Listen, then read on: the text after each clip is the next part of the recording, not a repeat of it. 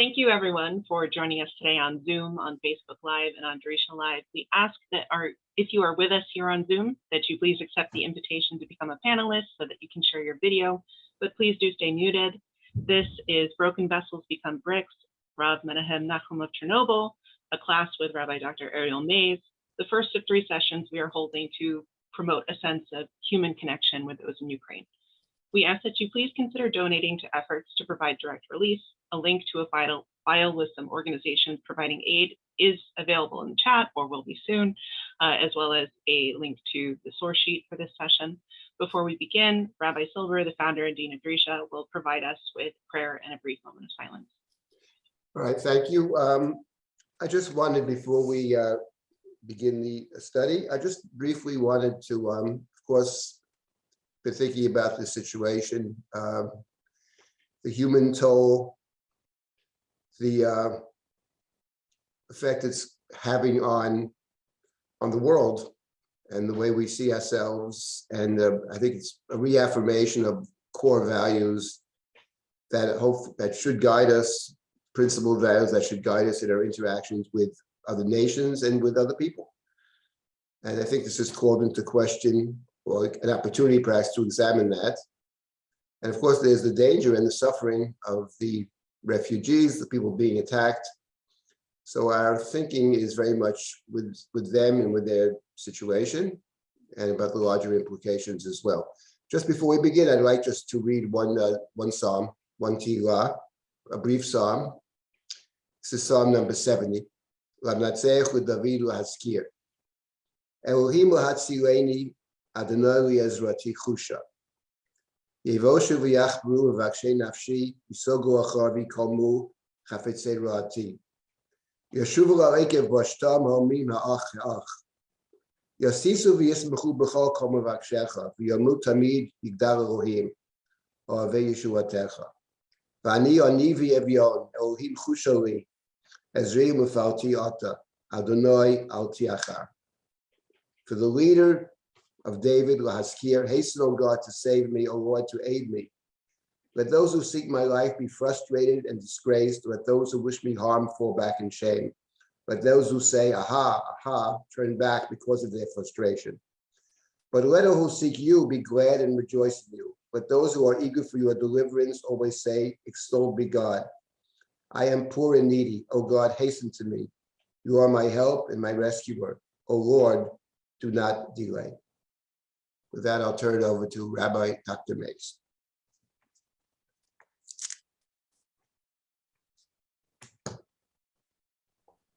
Thank you so much, Rabbi Silver. It's great to be here with you. It's great to be here together with all of those who have shown up today, who are watching in the various media streams. It's great always to be teaching and to be learning these texts. It's not always great to be doing under such complicated circumstances. I had the great honor in 2019 of traveling to Ukraine together with my teacher, Arthur Green, and a bunch of other sort of fellow travelers and students of Chassidut. And on that trip, now approaching its 3rd year anniversary, we actually visited the kever, the grave of the person whose Torah we will be thinking about today, and to be thinking with today. Here it is. You can see that it says the Tzion of Harav HaKadosh Rabbi Nahum of Chernobyl. It's actually in the Chernobyl nuclear zone. You have to get an official, or had to get an official permission to go. They check your passport. They check you for radiation on the way out. And it's next to I think of was a former Soviet intake office or a post office or something like that. And it's this small little brick building right next door. And the name is written there for those who know to look. Otherwise, it's not really on any maps. And in a certain sense, it feels like it almost mirrors the devastation of these Hasidic communities that once thrived and really were the heart. Ukraine was the heartland of 19th century Khasidism, and indeed of the cradle of its birthplace in the 18th century. And we'll talk about that in just one moment. So I'm going to share again in just a minute once I talk a little bit more about Rabbi Menahem Nahum of Chernobyl. So Menachem Nahum of Chernobyl, who is born around 1729, 1730, that's the year of his birth date, and it seems to be correct, who lives until 1797, is a luminary of the early Hasidic world. His book, the Me'or Einayim, published in Slavata in 1798, is published many dozens of times throughout the 19th, the late 18th and early 19th centuries, throughout the 20th century, and now in the 21st century is still in print. This book, which is in one volume, sometimes it's in two volumes, contains, like many Hasidic books, homilies on the parasha, and a collection of ethical teachings around the book Avot, the section of the Mishnah dealing with rabbinic ethics. This is a remarkable work of early Hasidic theology that clusters around a set of themes, and we'll talk about those in just a minute. It's actually just been translated by Arthur Green, and you can purchase it now. It's called The Light of the Eyes, and it is it's a great edition of this book in English with very, very, very useful footnotes. It's something that I commend to all of you. So Menahem Nahum of Chernobyl, before he was of Chernobyl, grew up in Norinsk, which is near Zhytomyr. He's actually mentioned in a 1795 census of Chernobyl. So we know he's there in the 1790s, and he'd probably been there for a couple of decades before. He comes from a distinguished, but not that distinguished, rabbinic family. He's married to a woman named Sarah, who we know has an even more distinguished lineage. But Menahem Nahum of Chernobyl becomes who he is, not by dint of his family, but by dint of his teachers.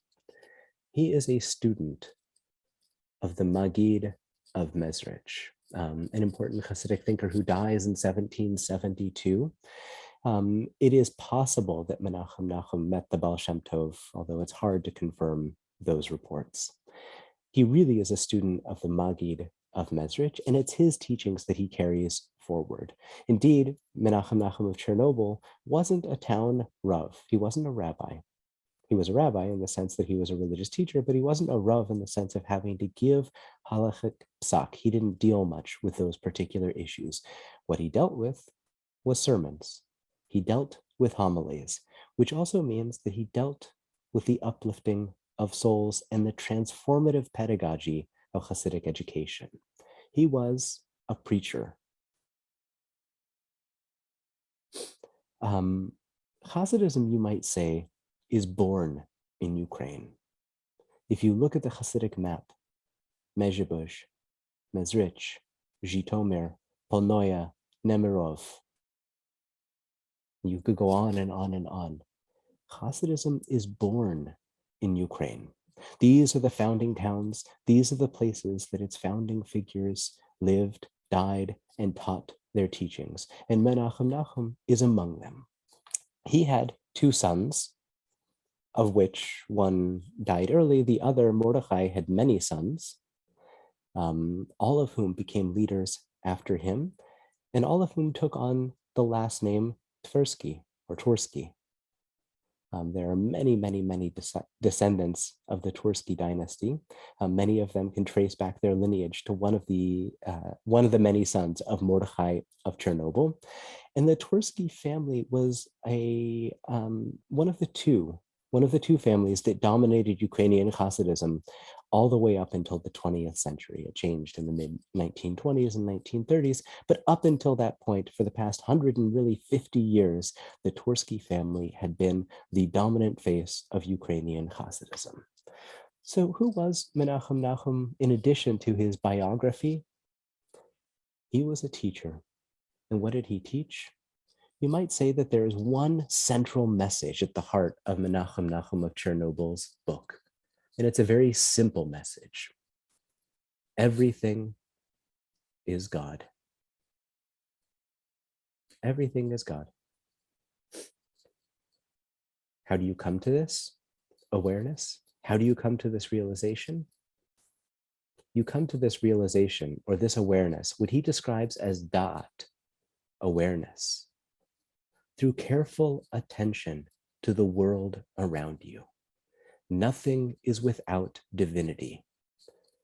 That means that no part of the self, none of our character traits, whether they are the things of which we are proud or the things of which we are less proud, our midot, none of those are without divinity. No experience is left behind. All states of being, whether they are those moments of spiritual illumination or those moments that we feel like we are constricted, all of that is divinity too. Not to mention the physical world around us. Cups, chairs, books, birds, animals, trees. The world shimmers with divinity. Closely related is Menahem Nahum of Chernobyl's emphasis on the enduring power of love for God, of love for others, of love for the world around us, and love for the self. Intertwined with that is his emphasis on the paramount value of joy. God is attained not through fasting, not through carving away parts of the self, not through transcending the physical world, but through embracing the physical world, through embracing the self, through working hard on the self, but through embracing it at the same time. And the way that one does that is through a steady perspective of joyous optimism. Another key message, striving for dveikut, for connection with the divine, even amid the ordinary. And not only even amid the ordinary, but precisely through the ordinary. The quotidian, the seemingly banal, the mundane. All actions are opportunities for stepping into God's presence. So even though the Maggid of Mezrich, Rabbi Dov Ber Friedman, is the primary teacher of Rabbi Menahem Nahum of Chernobyl, this cluster of teachings feels very much like the teachings of the Baal Shem Tov, Rabbi Israel ben Eliezer, who dies in 1760 and is considered, at least in a certain sense, to be the founder of Khasidism. Arthur Green, when he teaches about Rabbi Menahem Nahum of Chernobyl, describes him as Ne'eman l'shitat habesht, as sort of faithful to the teaching of the Baal Shem Tov. And I think there's a lot in that. I think he's undoubtedly right about this. You might say that the essential teaching, the religious message of the Baal Shem Tov continues to echo and reverberate within the words of Rabbi Menahem Nahum of Chernobyl. Okay, so today I'd like us to look at three teachings from Rabbi Menahem Nahum of Chernobyl, all of which cluster around the theme of resilience. The first has to do with the ups and downs of religious life. The ups and downs, the sort of peregrinations of the soul, going through moments of expanded consciousness only to be thrown back into the depths to return once more. Seeing those journeys not as something of which to be afraid, but of something to embrace. That's the first. The second is the necessity of embracing that which is broken as a source of growth. Embracing that which is broken as a necessary source of growth. The third homily that we'll be looking at has to do with the power of peace and dialogue. If Martin Buber famously describes the interpersonal encounter of I and thou as the revelation of divinity, like many things, he is there, Martin Buber, deeply authentic to the teaching of Khasidism. And you'll see that something very similar is is articulated by Rabbi Menahem Nahum of Chernobyl, the revelatory power of peace and dialogue. So I highlight these teachings and bring them for our discussion with two very important crises in mind. The first, obviously, is the war in Ukraine, the invasion of Ukraine, and the tremendous human suffering that is already following in the wake of those military actions. And the second is the ecological catastrophe through which we are living through in slow time. Just because they unfold in slow time doesn't make these any less real. Resilience is going to be key in both of these respects. Now, resilience is often bandied about as something that is taught to people in order for them to accept the status quo. One of the things that I love so much about Khasidism is that it refuses to accept the status quo, while also understanding that that is what you have to work with as the beginning step. You might say that Khasidism keeps one eye trained on the world as it is, as the starting place for religious growth or social transformation or whatever it might be, but the other eye is perennially trained on the world as it can be. And our journey takes place in between those two, trying to bring them closer together, trying to bring into alignment the world as it is with the world as it can or ought to be. I just want to hold there for a moment and ask if there are any questions about what I've said, the brief introductions, those key themes. What is Khasidism?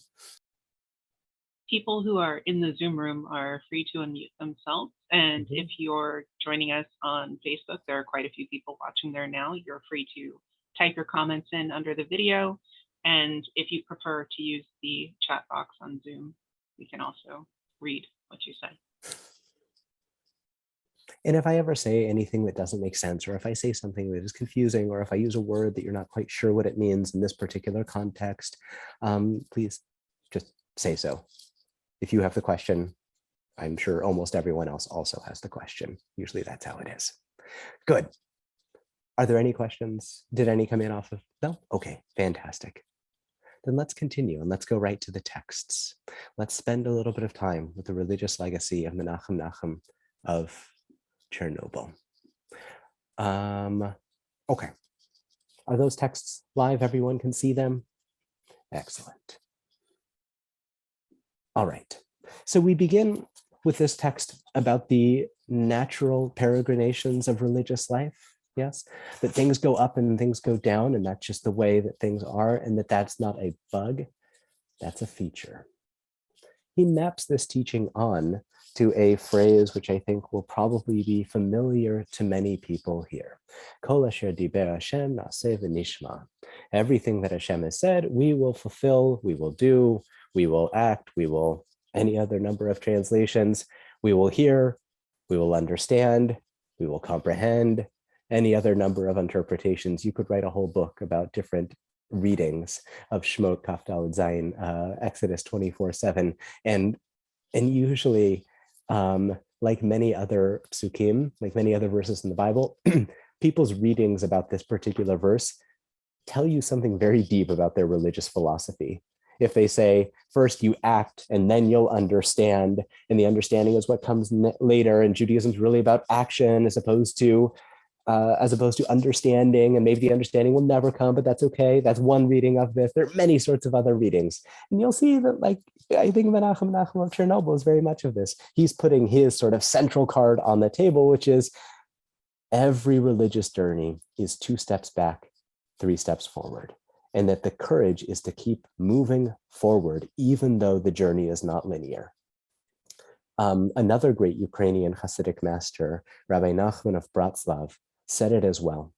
Rabbi Nachman of Bratslav gives an amazing description for religious growth, which we often want to believe is linear. We often experience it as being cyclical or circular, and he gives us a way of thinking about it as being both. He describes the ascent toward God, or to who we want to be, or the world as we want it to be, as opposed to the world as it is, whatever it is for which we are striving, as climbing up a spiral staircase. Now, the thing with climbing up a spiral staircase is that you spend half the time in the dark, quite literally. You're underneath the platform that you're reaching for. Half the time you're basking in the sun and everything's great and you can see the goal. And the rest of the time you are, as it were, in the dark night of the soul. And so Rabbi Nachman's message is, in that moment, don't forget that even though you can't necessarily see things, you can't see the goal, you lose the forest for the trees. You feel like it's been taken away from you, like the rug has been pulled out from underneath you, like the world that you thought was stable is no longer stable. Don't forget that growth can happen even there. Just keep walking up the staircase, and once more, the daylight will come. So the classical teachings from the Talmud says that when the Jewish people say this, na'aseh v'nishma, yatzta, I'm reading here in the Hebrew, bat kol ve'amra lahen migila livnai razeh shemalachei hasharet mishtamshim bo. Who taught my children this amazing principle, this amazing secret that even the angels, are able to use? So he asks a question. Tzarich la'avin ech efshar la'asot kodem sheyishma. Ma la'asot. Rabbi Menahem Nahum of Chernobyl asks a question. How can you do something before you've been told what to do? It's a good question. If you tell your child, do it, okay, they'll ask, what is it? Then they probably won't do it. But that's the first question. How can you do something without having first heard it, understood it, grasped it in its textures? Gam mahaya inyan hitparut Hashem yitbarach sheyitpaer b'zeh kol kach b'meh sheikdimu na'aseh l'nishma. And then the question, which is deeper into the meaning and the meat of this, what's so great? Why does God take such joy, such pride in the fact that they are saying, na'aseh, we will do, we will act, before we understand, before we hear, before we reflect, however we wish to translate that? So he goes on. Ach ha'emet hi, sheha'adam eino yachol la'amod tamid al madrega achat, ki chayot ratzo v'shov, sheba umistalek. The truth is that a human being cannot stand eternally on a single rung, because the animals run and retreat. They come and they depart. Now I've translated that verse literally. So he begins with a principle, one that I think we might know from our own lives as well. You can't stay in the same place forever. Every person is always moving, going up or going down. How does he get this from that verse? This verse, if you'll remember from the opening chapter of Ezekiel, it's a part of the vision of the chariot, that strange theophany, that strange revelation in which Ezekiel sees many odd things, including wheels within wheels, some sort of flashing light show. There are clouds, there are fires, there are odd noises, and there are animals that run and retreat. The reading that you find consistently in Hasidic sources is not the animals run and retreat, but chiyut, ratzo v'shov. Chiyut meaning vitality or life force. It expands and contracts. Our vitality expands and contracts. You'll see in just a moment, he continues that.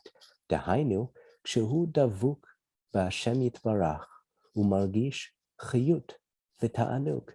When one is connected to the divine, one experiences a feeling of vitality and pleasure. And yet, that feeling is not eternal. Ve'achar kach mistalek ve'nofel mimadregato. And yet, it is always the case that happens, that one falls from that state. And when that happens, that feeling of vitality also diminishes. Okay. One of the great debates that you find already in the time of the rabbis in between Jewish and, say, Hellenistic, Greco-Roman sources is, why are human beings not created perfect? Why couldn't God create a statically perfect world? Why couldn't God even create a statically perfect Torah? In the sense that it seems like there's always stuff that's getting added and taken back. And if you haven't read Christine Hayes' book on what's divine about divine law, I recommend it to everyone. You see that there, the Greek idea of nomos is this kind of static thing, as opposed to the Jewish ideal of a law, of a Torah that is always growing and changing and is defined by its flexibility as opposed to its stasis, is really baked into the cake of what Judaism is all about. Here you find it applied to the religious life of the person. And Rabbi Menahem Nahum asks the question, Yesh b'zeh razin deoraita b'tama dava lama tzarich lipol mimadregato. There are, as it were, great religious teachings, great religious secrets, not in the sense of esoteric knowledge. That's not what he means here. You might say that there are deep teachings hidden beneath the surface about why it is that we need to go up and to go down. Why do we need to go through these journeys? Why can't God just create things all perfect, hunky-dory, and static? I want you to listen carefully, because he gives you two answers. He only says one, he doesn't say two, but he gives you two answers, and they're not the same. And I want you to think about what the difference might be. So, v'tam echad, hu kadei she'yavo achar kach lemadrega yoter gedola, שבכל דבר צריך להיות היעדר קודם הוויה. כשרוצים להגביה מדרגה יותר גדולה, צריך להיות היעדר קודם. ולכן צריך ליפול ממדרגה שהוא עכשיו. If you want to go somewhere higher, if you want to attain a higher madrega, a higher step, a higher rung, a higher station, first, you have to evacuate the previous station in order to be able to go higher. First, you need to empty it out. You need to let go of the place where you are in order to go higher. If any of you have gone rock climbing, it's something that I used to do a lot in high school, there's always this moment where you are holding onto the wall, sometimes with very precarious little handholds. And if you want to go anywhere other than just hanging out on that wall face, if you want to be able to get to the top or not, you have to let go. You have to let go of that momentary stability. And in doing so, you can then reach, but you have to let go, which is extremely terrifying. But that's the only way that growth can happen. Let go of the present in order to reach for the future. That's one answer. We fall because from that, transformation can happen such that we're able to lean into a better future. Many people in the time of COVID have reminded us of the at least possible translation, and I think there are many cases in which this is true, of the word mashber, which in modern Hebrew means a calamity or not a tragedy, but some sort of very difficult catastrophe almost, as being related to the ancient word mashber, which is a birth stool, at least in some places in the Hebrew Bible. From pain, new life can be born. I think what you find here in Rabbi Menahem Nahum's personal formulation is that sometimes things have to get broken or diminished in order for transformation to be possible, things have to get shuffled. That's the first answer. You might call this the forward-leaning answer. Tell me if you think the second answer is complementary or synonymous, or if it's different. Okay, so this, he doesn't tell you. Now I'm going to give you the second answer, but here it is. Hine tzarich ha'adam shegam b'naflo mimadregato yitametz la'alot el Hashem be'ota madrega shehu achshav. Ki tzarich la'amin shemelo chol haaretz kvodo v'leit atar panui mine. One must, even in the state that one has fallen to, take strength reaching for God on that level. Be'ota madrega shehu achshav, in the place that one is, because one must believe that the whole world is filled with divinity. Melo chol haaretz kvodo. This is the watchword of early Khasidism. Everything is God, not just in the sense of everything can teach you something about God or everything is Torah, but in the sense of a world that shimmers with divinity, a world that is suffused with divine vitality. Sometimes that's described as Shefa, as this kind of energy pouring forth. Sometimes it's described as divine vitality. Sometimes it's described as the holy sparks. Sometimes it's the letters of creation. Sometimes it's the kind of water metaphor of the Mayan. These are all sort of ways of painting this theological fan of the many different ways for describing a simple truth, that everything in this world is divine.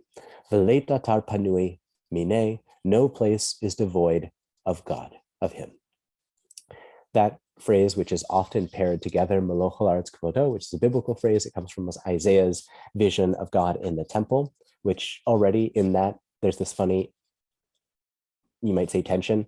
Isaiah sees God seated in the temple, hanging out in the temple, clothed in the temple, surrounded by angels in the temple, except the whole world is filled with God's glory. So is it the temple or is it everywhere? Hasidic thinkers pick up on that.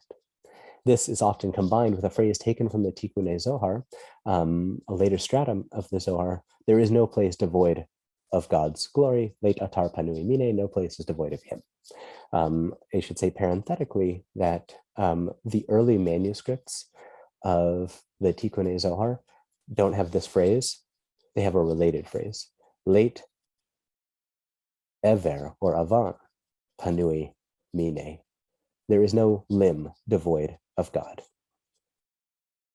which actually makes sense in the context of a teaching which is about mapping the divine name of God onto the human body. This phrase that we have here doesn't make as much sense. And I think it's an amazing idea. The human body itself reflects divinity.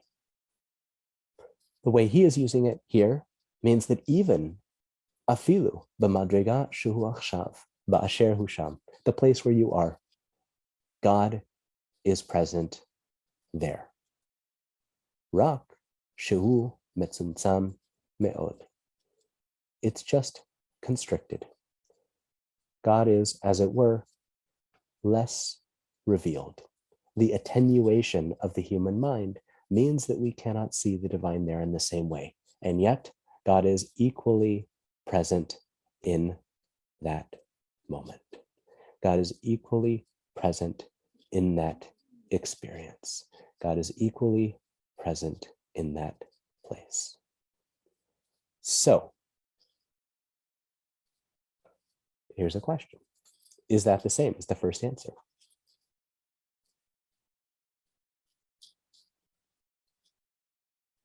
You can vote yes, you can vote no. You can tell me why.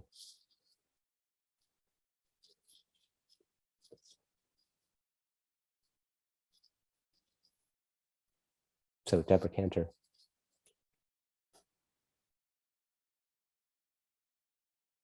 Could you go off mute and tell us? Yeah. Am I unmuted now? We hear Okay. you loud and clear. Okay, great. Thank you.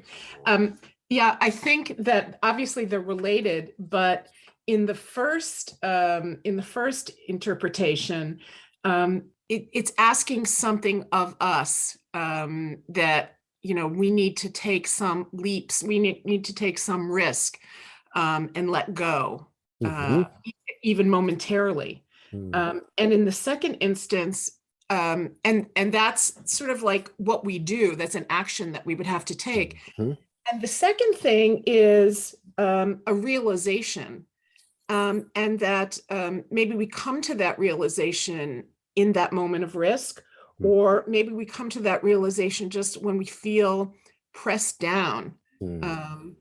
But that realization, it's like, you know, you have to be hungry to appreciate something. And this is, you know, hungry in a deep sense. So that's they're related, but not the same. One I think is more internal. Amazing. Thank you, Deborah. So the first one is about risk taking. The second one is maybe a sort of like a diamond that's getting squeezed. We have this moment of reflection that is born out from that hunger, from that yearning to create meaning, to find meaning, to reflect meaning into being through that experience that has been not handed to us, but in which we find ourselves, if I understood you correctly. Yeah, exactly. Marvelous. Any other thoughts? Thank you, Deborah. I guess in a certain sense, my thinking on this dovetails with Deborah's comments, but it goes in a slightly different direction, which is that one of the things that bothers me about the first interpretation, and I find so complicated and difficult about it, is that it's always so forward thinking. I love that it's forward thinking, right? We always want to, right, build back better, as it were. That's great. It's very important. On the other hand, one of the reasons I was drawn to Khasidism is that it offers a language of spiritual growth and of spiritual living and of theological living that is optimistic and yet does not sugarcoat or saccharinize our being. And by that, I mean, it doesn't seek to tamp over human suffering and pretend that it doesn't exist. One of the classical retributions, or one of the classical rebukes of pantheism or panentheism is, have you ever heard of the problem of evil? Have you ever heard of the problem of suffering? And one of the things that Khasidism underscores is, first of all, evil is a human phenomenon of what human beings do with the divine vitality that has been bestowed upon them. Second of all, suffering is part of the nature of our world. That's unavoidable. All we can do is change the way that we orient toward it, in the way that we seek to create meaning and to act with a sense of love and kindness and presence, even in those times of constriction, of falling, of destabilization, where to say that the whole world is filled with God's glory is a difficult row to hoe. What Hasidism says, that is that in those moments, recognizing the complexity of them, whether it is personal or the world stage,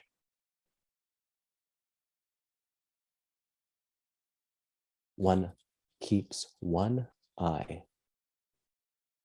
on that complexity and on that brokenness, and knows that it is not, and the other eye on the fact that it does not always have to remain there. That's why I like both of these answers as complementing one another.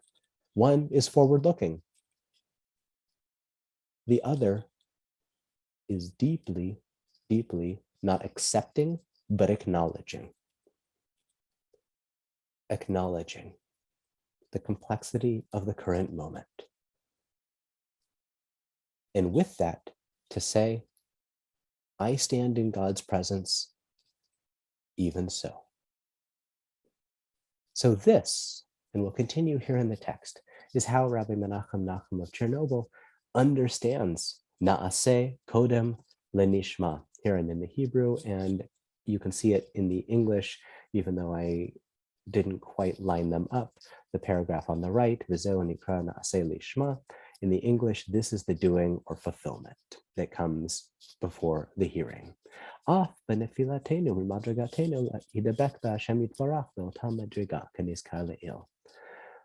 does it mean to do before, or to fulfill before we hear or before we understand?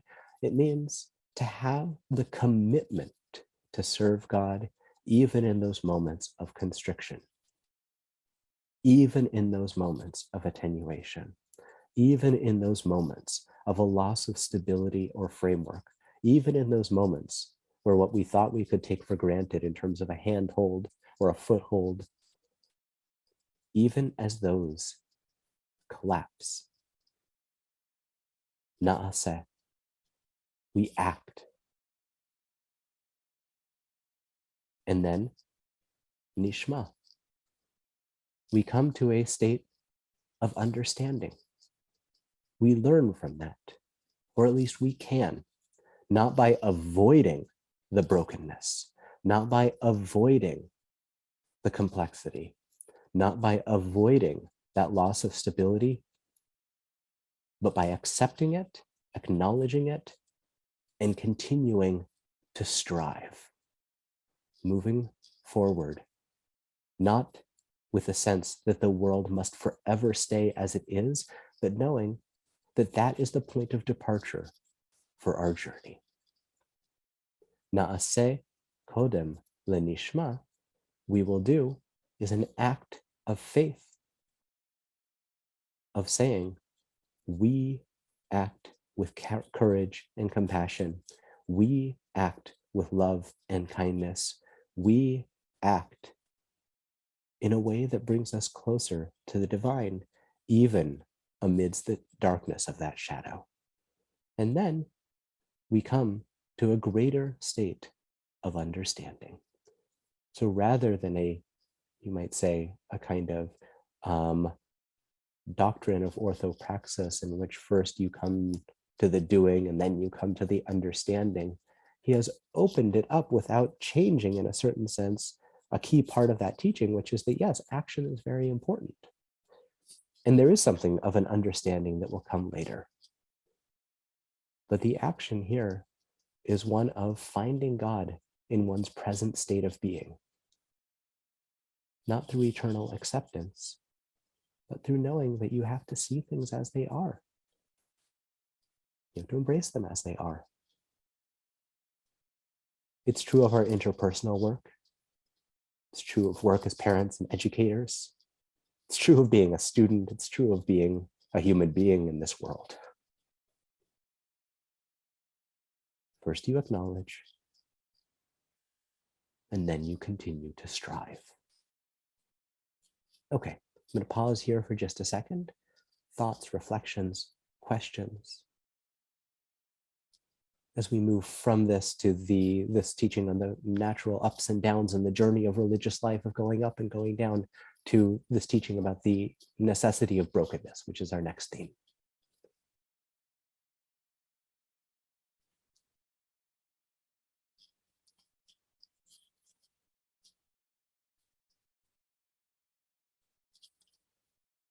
Okay, good, so we'll continue.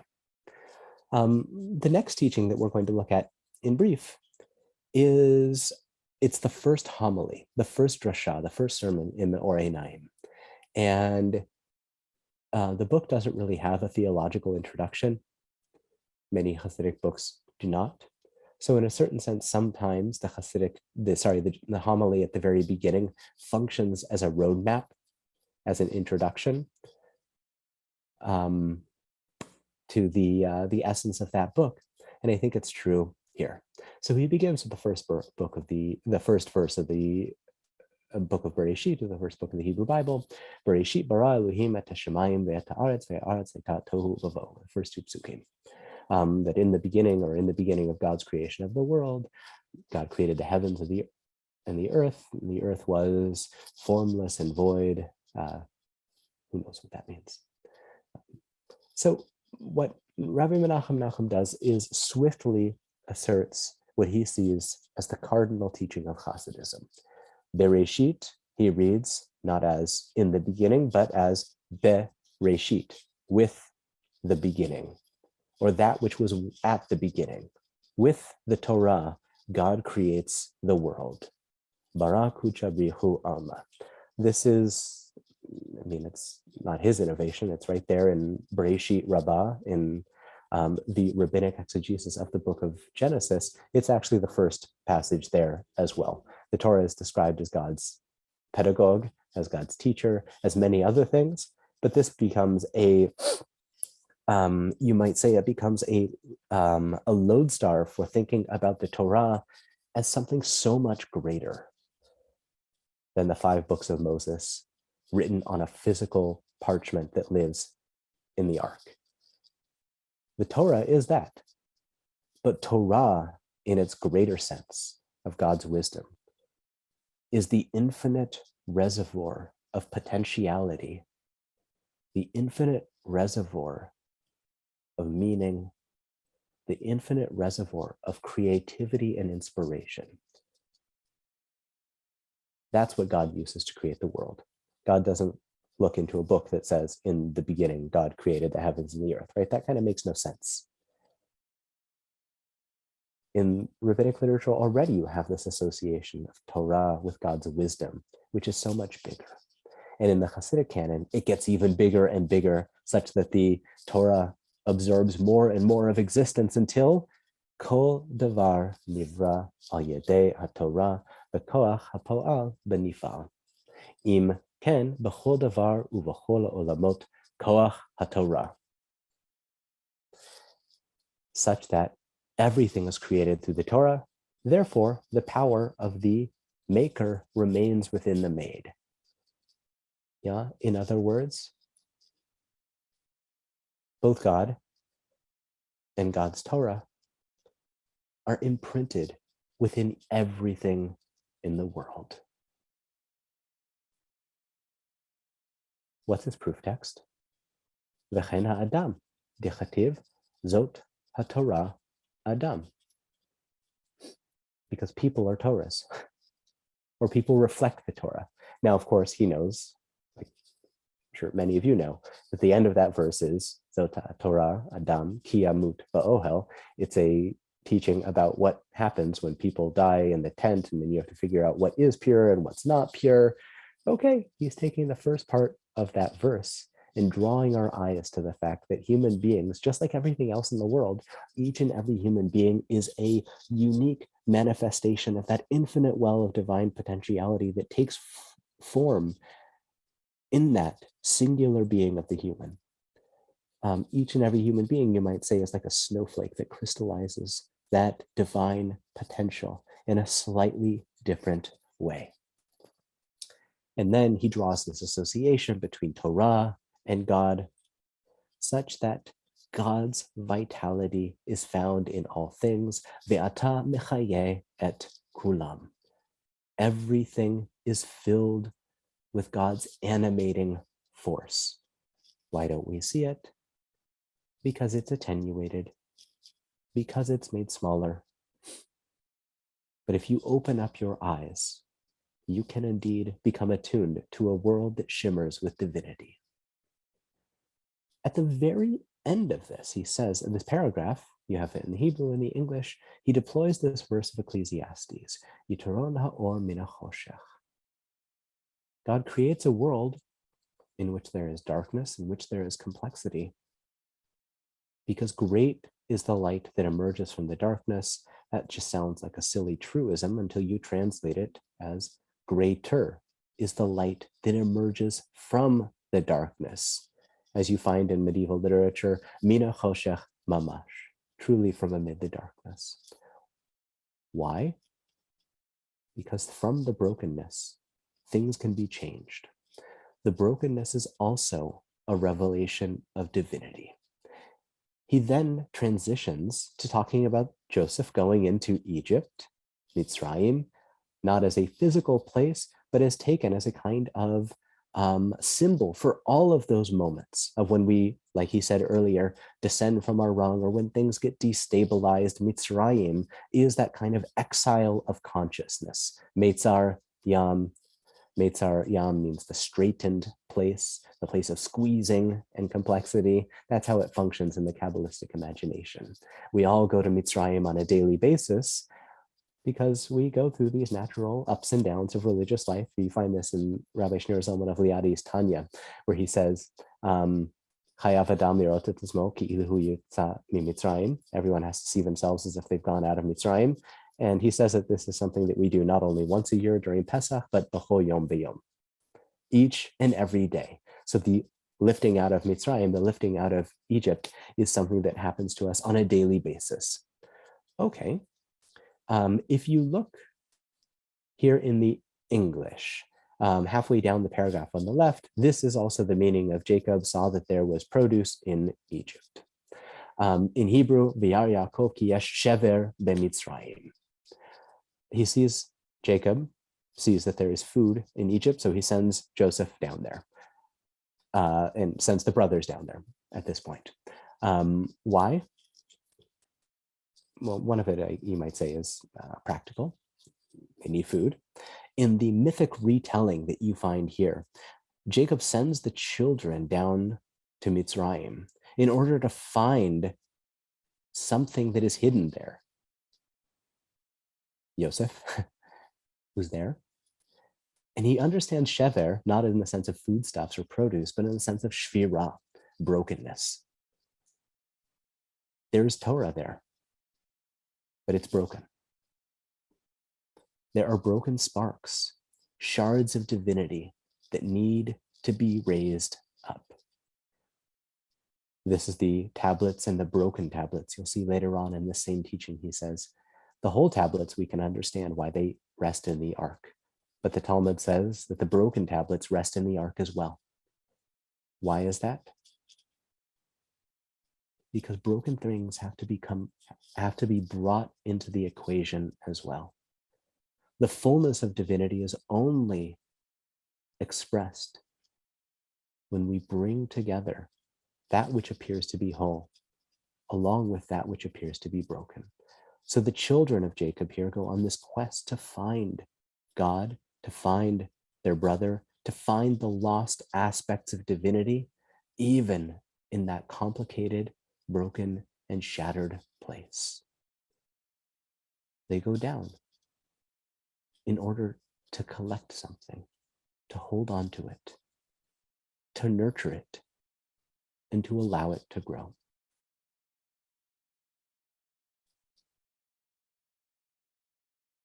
Okay, you have much more of the text. I invite you to learn it at your own leisure and to enjoy it, and hopefully to learn it with someone that you love in these moments. I want to spend just about, say, 2 minutes talking about this last text, and then I'm going to wrap things up and open up a little bit of space for reflection. When I got the call asking me to teach for Drisha about this was immediately the source that I went to, this next teaching, because it's about the power of peace. I then decided the other two needed to come first because peace is amazing, but first you have to think about the brokenness and the complexity and all the other things of our current moment, and not to efface them. But on the other hand, you can't accept them, right? It's the same thing that we've been talking about. So he begins his opening gambit of this teaching, which is about Pinchas as the complicated arbiter of peace. And, on the one hand, he's given the covenant of peace, and on the other hand, he is a spear-slaying warrior. Okay, not our question for now.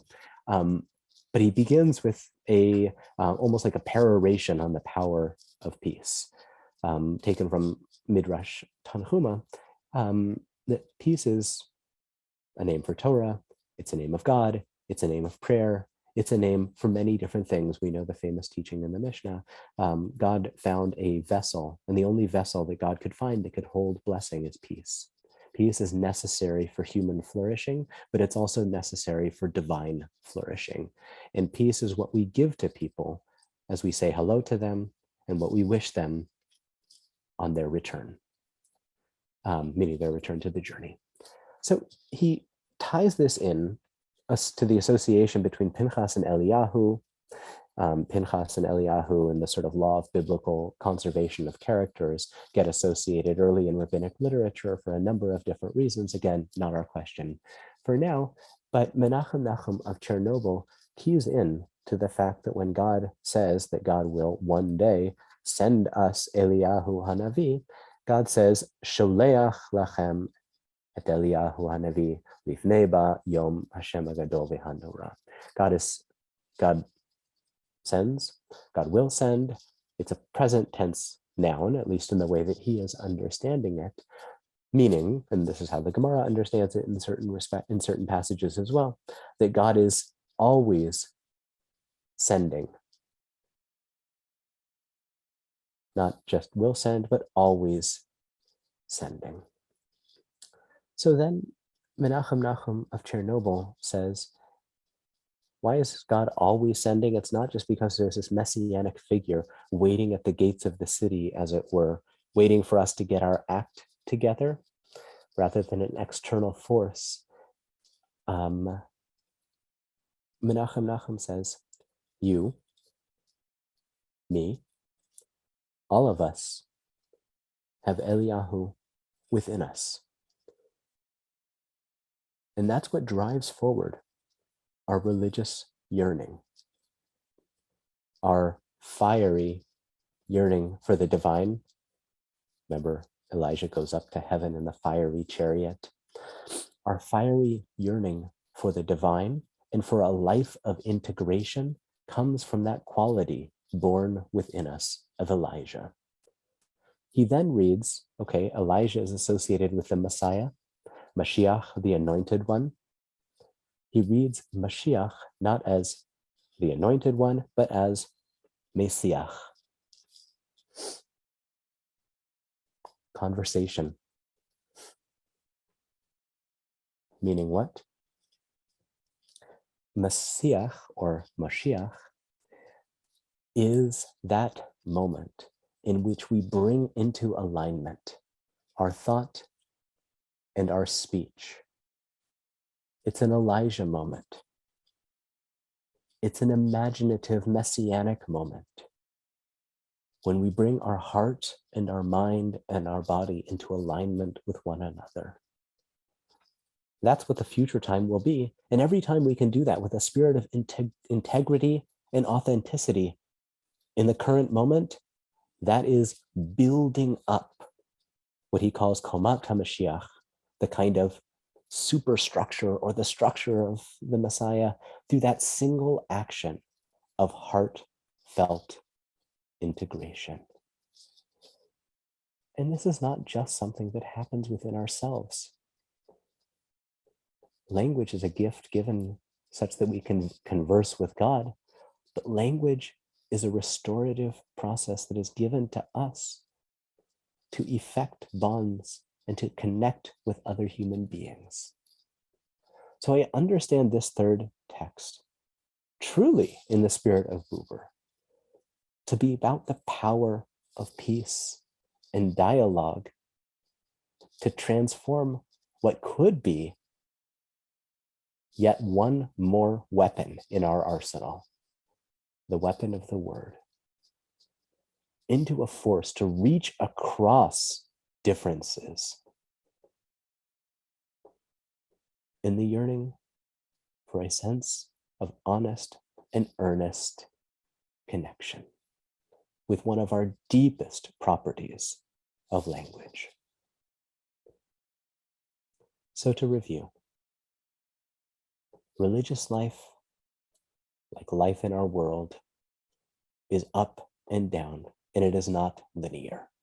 We look to the future and yet embrace the present, because it is through embracing the present that we can create a better future. Embracing the present means seeing that which is broken as a potential source for growth. Part of the way that we lean into that better future has to do with our internal restructurings, and it also has to do with the way that we live with other human beings, and perhaps other more than human beings, using the qualities of peace, using the qualities of language to create a moment that is messianic, not in the sense of looking to the future, but in the sense of speaking and acting with integrity, authenticity, and presence in the present. Thank you all so much for your time and attention. I know we're out of time. Please follow up with me by email if you have any questions. I'm always available to talk. And thank you, Rabbi Silber, and thank you to Drisha for hosting me this morning and afternoon. Thank you very much. Rabbi Mayse. Thank you so much. Rabbi Silber, if you'd like to close us out with another prayer. Another prayer. Okay, I hadn't. Let me find another prayer.